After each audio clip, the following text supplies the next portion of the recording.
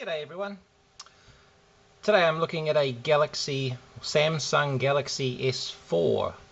Now ignore the shatter mark on the screen. Screen is only for testing purposes. The complaint on the motherboard is that it shuts off after about 10 minutes. And yeah, that's it. Apparently it hasn't been dropped and it hasn't been water damaged, is what the guy told me. This is not the original screen, so ignore that about being dropped. He swears the board this phone was in hasn't been dropped. And the battery that he gave me with it was flat, so I have it on charge. It's just hooked up to my bench supply. You might be able to see a few dimples in there. There's one in the right light. There's a dimple there, one there, kind of like little dents. About here it's actually bulging up a little. It's not ideal with a lithium ion pack to have them expanding like that, and I think these dents are created by this part expanding where these parts aren't be able to lift at the same time. So I've measured the thickness there, and I'm just keeping an eye on it to make sure that it's not still expanding while I'm pumping a charge into it. Of course at the monitored and careful rate required for lithium ions. I plugged the phone in and left it on charge for about 10 minutes, and it got bloody hot. The phone of course would not turn on, and didn't even show the battery charge icon that you normally get with a powered off phone that's plugged in. So let's do some preliminary inspections on the motherboard. And if I can advance time, the back's already off it. There's a board here that goes with a metal cover, sits over there. This has the SIM card socket and the SD card socket, just clips on over there. Now the guy told me that it hadn't been water damaged, yet there's clear signs of liquid entry along here. There's some white staining just on the very edge of the board, and in here, if we have a look around the edge in this corner, there's some white staining in there, and possibly even a little bit up on this edge and up here. So the water, or whatever liquid, there has been liquid in here. That's guaranteed. These boards are very clean when they come out of the factory. There's no flux residue or anything nasty on them. It's very obvious to see where liquid has permeated. So yeah, the complaint of poor battery life and so on. Let's make a few more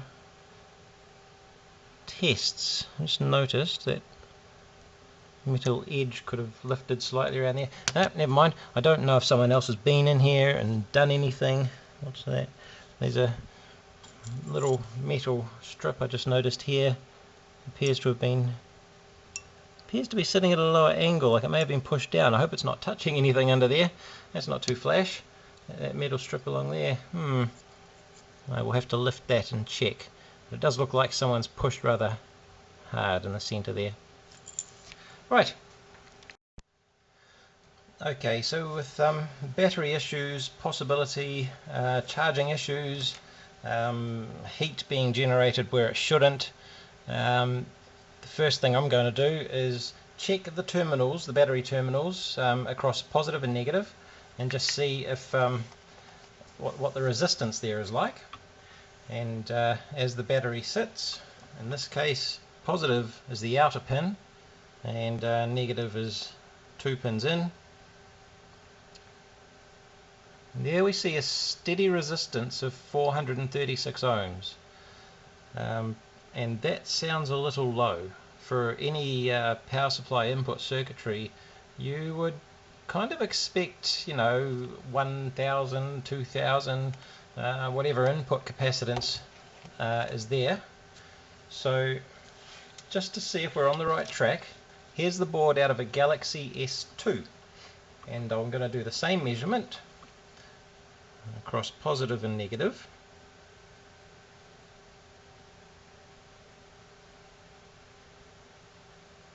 And there we can see that's actually up around, it's coming down 30 megohm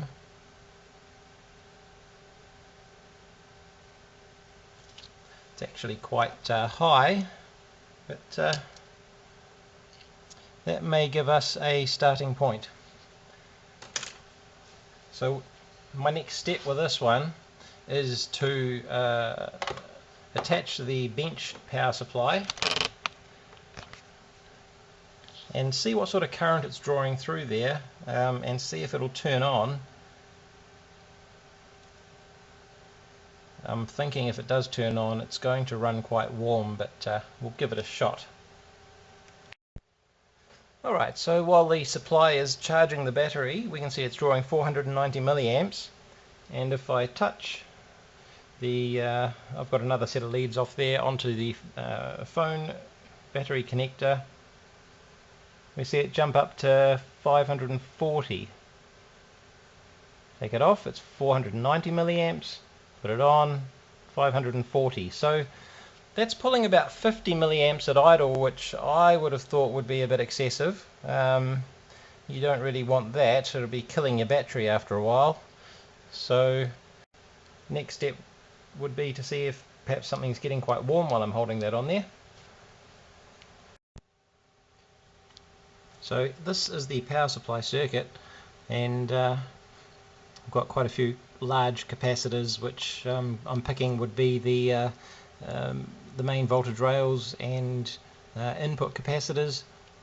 So I'm just going to put my thumb here and see if I can feel if anything is warming up when I touch that on there. I don't want to leave it on there.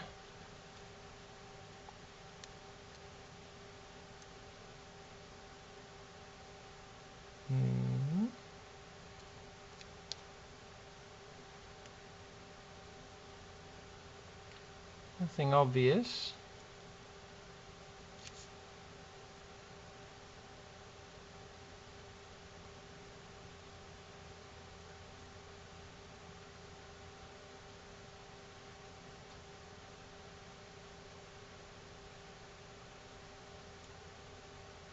But it is only a small current. I suppose if something has developed a low resistance, it's not a lot of power to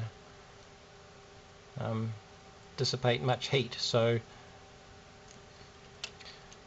it's also about probably about 28 degrees C in here. It's a pretty warm day, so it will make it a bit hard to differentiate slight changes in temperature.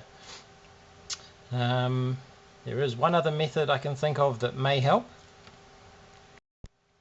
So I've removed the board from the case, and it no longer has the screen or the charge connector, vibrate motor, front camera, other peripherals no longer attached. So we can have a better look at the board, and the other side looks like it has more power supply related stuff. In fact, I have a funny feeling that IC is the power control IC, just from looking at S2s. But anyway, board looks okay. There's definite white residue along this edge. You can see it's gold until it hits there, so more signs of the liquid entry there. I guess someone's tried to clean it up but hasn't done a very good job. So I'm going to stick power on here, and it's still pulling 50 milliamps. So I'm just going to check the back side of the board for increases in temperature.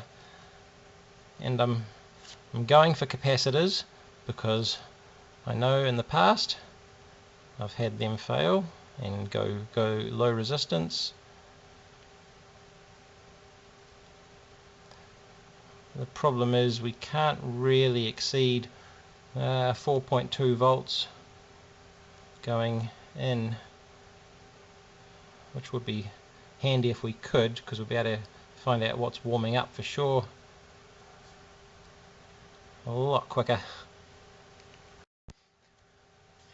Okay, it's been on for a few minutes now, and feeling around with the old finger hasn't really proved too fruitful. What I have found, and it doesn't always fail me, use your lip. I use my top lip because the skin on the lip is very, very sensitive, and what I have found at the moment is around this area here, you can see right there is a capacitor that feels slightly warmer than everything else. there's an inductor there, there's another little capacitor under the heat shield, but I'm really getting a feeling in this area that it feels a little warmer than everything else. I've sprayed some alcohol on it, and once that evaporates it does tend to cool things down, and it's left parts of the board cooler at the time, which kind of helps distinguish. But having left that on for a bit longer, I'll double check that, but I have a feeling our problem could be on the input here, could be that capacitor right there. My next step will be to remove that capacitor and check it out of circuit, see if we have the same low resistance on that capacitor, the same 460 odd ohms that we saw before, and on taking that out, that should free up this board, should give us a much higher input resistance. So at this point I was just probing around with a old positive lead on one lead on your meter on there, and the other just probing around trying to see where it comes into the circuit, and I'm not actually getting a direct reading. There's quite a few ohms, a few hundred ohms resistance between the positive pin and anywhere else that I felt the temperature. The only place I have found it come through yet is over here, where what I believe to be the charge control IC. So I think I don't want to start pulling stuff off unnecessarily. We don't want to cause any more damage. Not that I probably would, but there's always a risk of damaging something when you start dismantling things. So to minimize that risk, I'm going to try and find a schematic, and hopefully that'll tell me what components I am looking at that's getting warm. It might give me an idea as to why, and try and figure out whether it might even be normal, and we'll go from there. The schematic I could find wasn't much help. It was a what they call a level 3 service document. It went into, if this doesn't work, then check this, and a whole lot of flow charts, and then eventually leading up to whether you need to replace or reflow certain ICs and what have you. Not really ideal, because we're getting a temperature gradient and what appears to be a low input resistance, which is not covered, and the schematic itself was only partial to each area of fault they were working with. It wasn't a detailed schematic showing, you know, where all these pins go to, etc. Exactly. So I knew it got hot when I plugged it into the charger, so I did that, and you can't touch anywhere around here, which is where I felt it getting slightly warm with the battery, well, with the power supply attached.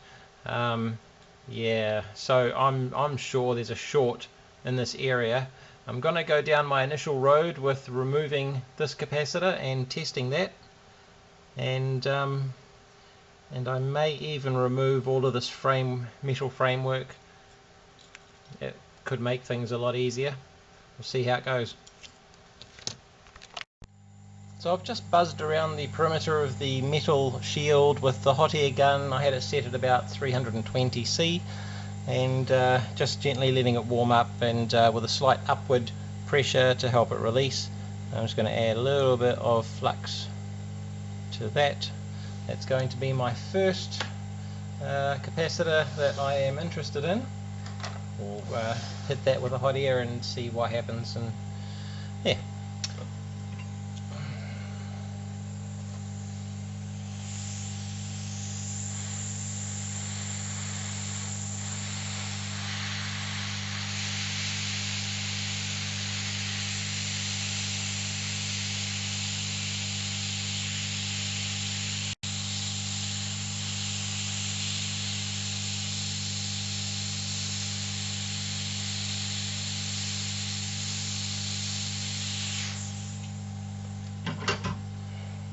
So that took a little bit more. It was about 330 C. Obviously there's a bit of thermal mass in the traces there. Okay, so just check that, and it is normal. It is not a low resistance. The next one I want to look at, and now that I have the metal shielding off, I was able to see that the positive rail runs to this capacitor here, and that was in the vicinity of the temperature as well. So it went on the underside to what I thought was the charging IC, and it also went up to here. So this is the next one that I had my eye on. Now that I've proved that the positive line does go there, we'll pop that one off and have a nosy.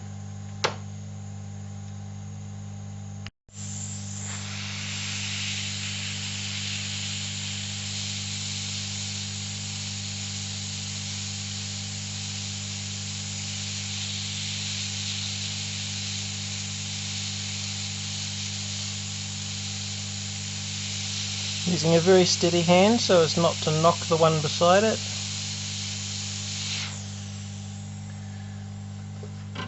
I've been enjoying a lot of coffee lately, and that certainly gives the shakes, so not ideal to be on a caffeine high when you're trying to do this. Okay, just check the resistance of this one. I'm not putting too much pressure on it because you don't want it to flick across the room. Unfortunately, that one's okay too. We'll have to keep looking. I wonder if the one beside it is part of this little mix. What do you know, the one beside it is also part of this little circuit. So we're going to go for you. Now I'm only picking on capacitors because I've seen them fail before. I mean, it could be any number of these other parts on here. There's a diode there, possibly a smaller diode there. So I'll pop this one off, and then if it's not this one, we'll perhaps probe around some other parts there. Oops, I didn't push record on that one. Okay.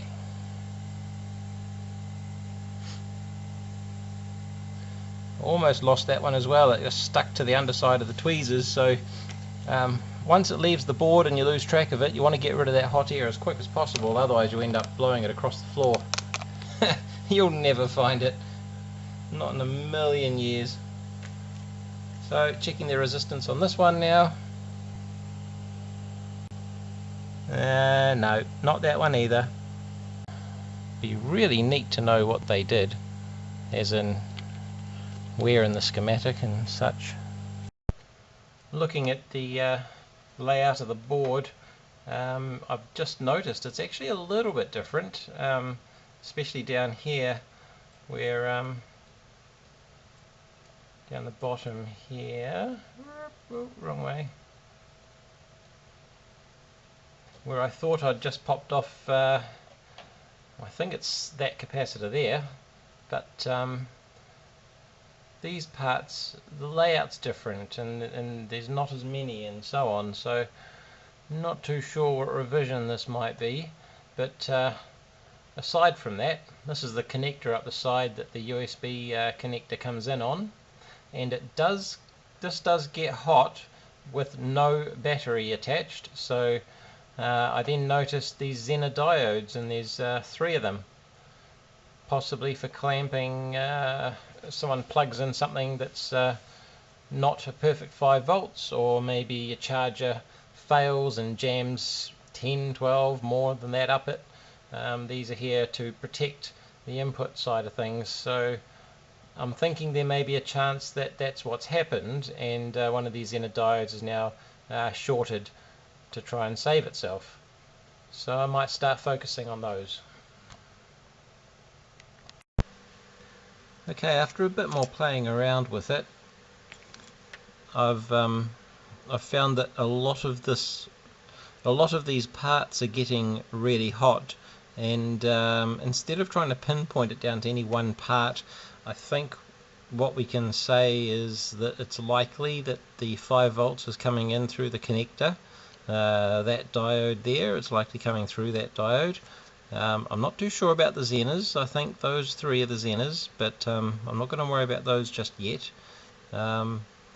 This is getting rather warm through here, and this and over here, the whole lot really. It's really hard to pinpoint any one specific problem, but what I can say is this capacitor, and this capacitor, I have probed from ground to either side, and any normal capacitor you would expect one side connected to ground and the other side to give a reasonably high reading, but in this case with those three, all three of them have a low resistance to ground on both ends, and I'm going to start looking at those ones next and trying to eliminate those.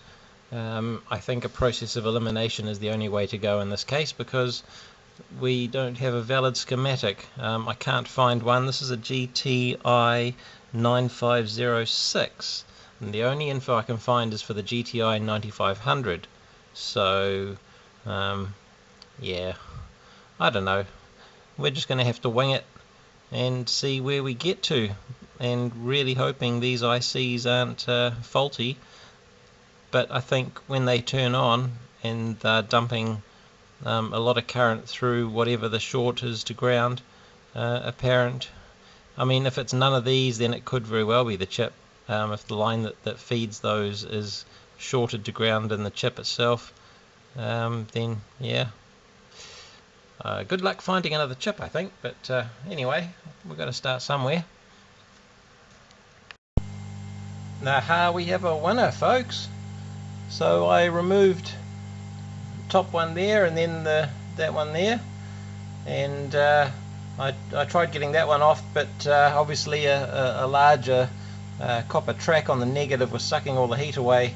So I thought, well, I'll check the other two. I was going to pull them all off and then check them, since everything was nice and hot already, instead of reheating everything again, but it wouldn't come off. So I checked and found this one here is shorted.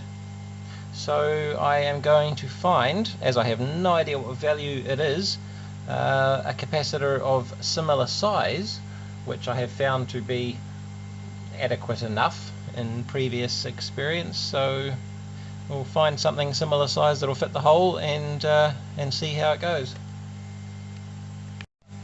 Right, and I've just sacrificed the Galaxy S2 board for a unit that it's in the power section as well, and same size, roughly same color, and it measures in at 10 microfarads, which sounds like a decent value for a small voltage rail.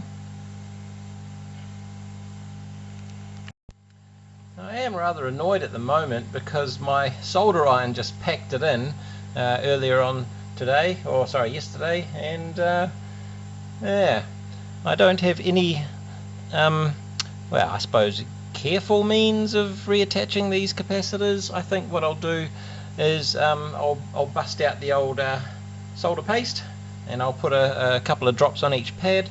It's a bit tricky to clean the pads as they sit without a solder iron, and getting the old wick in there and whatnot, but I shall I'm not going to have a solder iron for another 3 days. 3 days! Well, 2.5 days. I'll pick one up at lunchtime the day it arrives, but you'd think the store would stock them, eh? Anyway. So yes, I'm going to dollop a little bit of solder paste on each pad and hit it with a hot air gun. Hopefully it will reflow and form to the pad. Then I'll get the pad hot and plop the capacitors down into place, and hopefully they'll stick well enough. Okay, moment of truth time. There's the offending component, barely visible. I have all of them back in the circuit now, not just the shorted one that I found. And I shall plug this in and see if we get a burn or not. I've got the USB cable, we're going to plug that in, and hopefully, actually I'll just get it near the edge of the desk. It's a lot easier to pull the cable out when it starts to burn. Okay.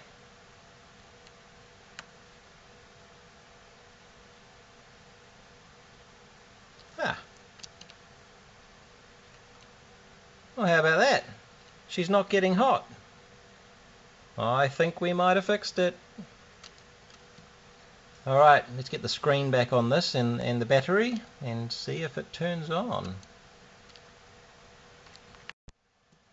Okie dokie. Find the power button, cross your fingers.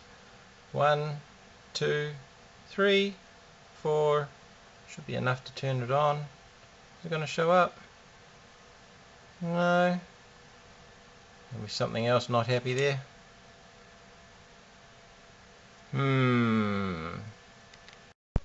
Right, I do believe I've figured it out. I just sort of by chance, I actually found the proper service manual for this model. It's the under the GTI 9505, even though I think it said 9506 on the back of it. And that gave me the proper circuit layout and troubleshooting flowcharts necessary.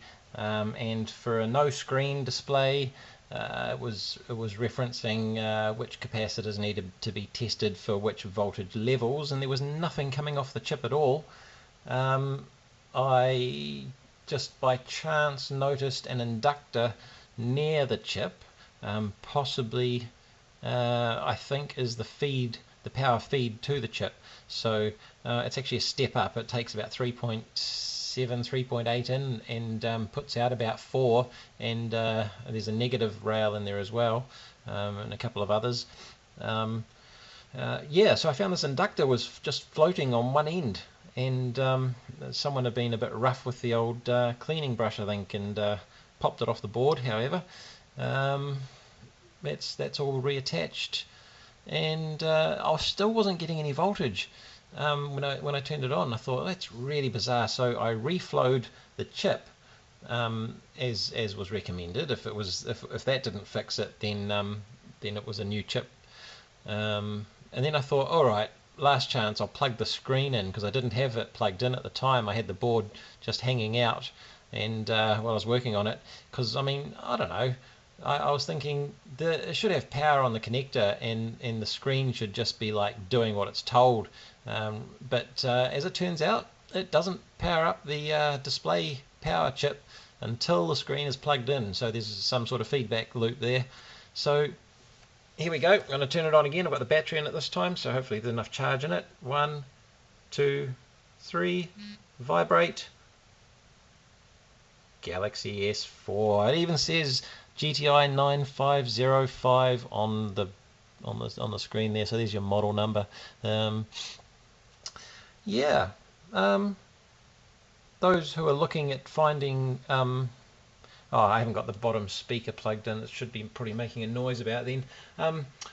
I just did a quick Google search for schematic, that model number and schematic, and there was actually a wiki site that look at that. Ah, SpongeBob. That's awesome. It was a Wikipedia site that both times came up near the top of the Google search. So if you're looking for that schematic, it should be there. Hey, that had Japanese text. Ah, interesting. Unfortunately, indistinguishable characters has stopped. Sorry, no offense, I just can't read Japanese. Okay. Well, that's cool. So the initial complaint was unit would turn off after about 10 minutes. Now with that first faulty capacitor that I found, guarantee you that it was failing over time. It was slowly losing its capacitance, slowly developing a low resistance, and eventually it gave up, and as it did that, probably due to temperature and what have you, it was breaking down under voltage, is my guess. So yeah, the only concern I have with this board is it's quite bent. Hopefully it will straighten up over time just sitting in the case. Oh, another interesting thing too, when I had it out and running on the bench supply, you could see how much current it was drawing, and oh, it's getting up to about 800 milliamps. Actually, at one point I think it peaked at just over, yeah, it's about 1.1 amps.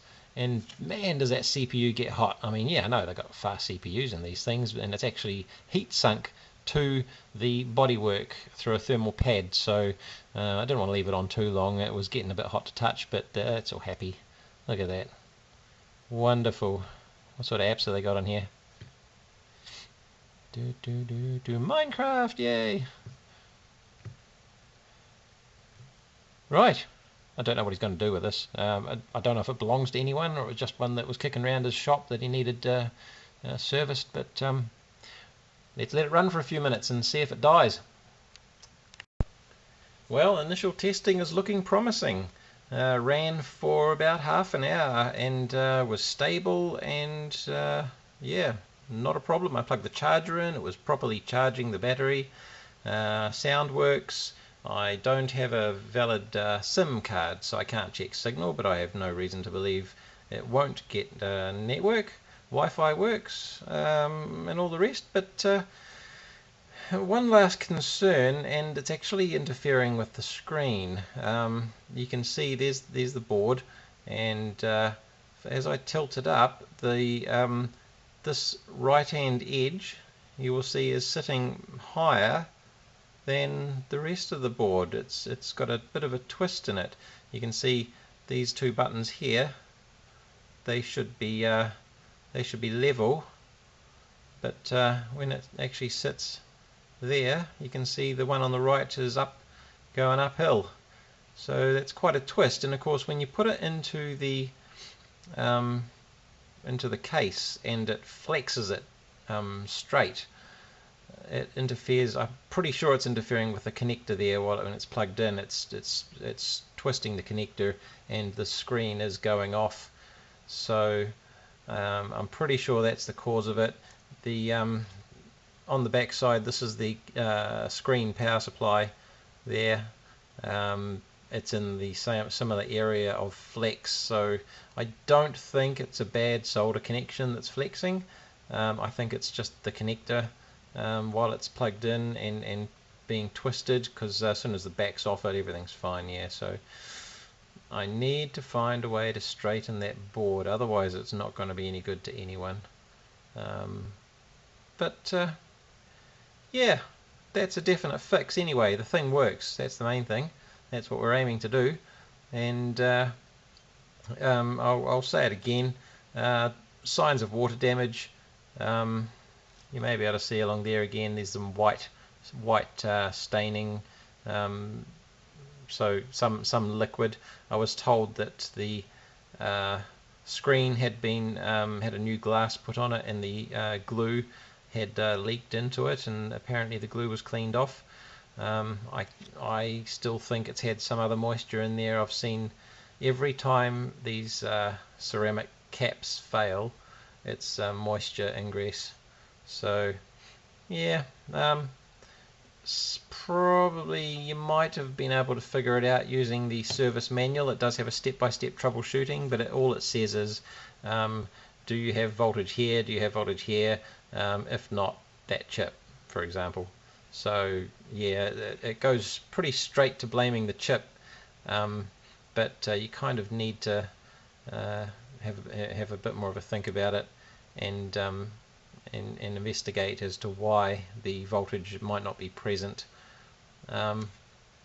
So yeah, it quite likely could be the chip if it never had liquid in it, but just from my experience, they do seem to fail. So even if you don't think it's had liquid in it, it doesn't take long to put your negative on the metal somewhere, and just buzz out each side of every capacitor, well, at least all the main ones. I've never seen a baby one in an unimportant part of the circuit fail. It's always in the power supply. It's always the larger size ones. So there you go. Thanks for watching.